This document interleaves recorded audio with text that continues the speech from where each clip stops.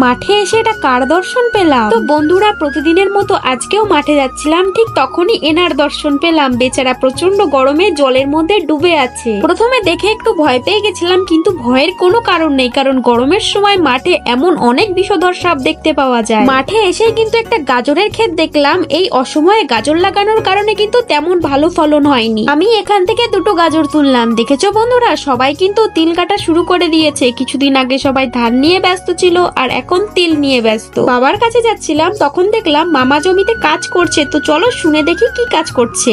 ও মা, কি করো?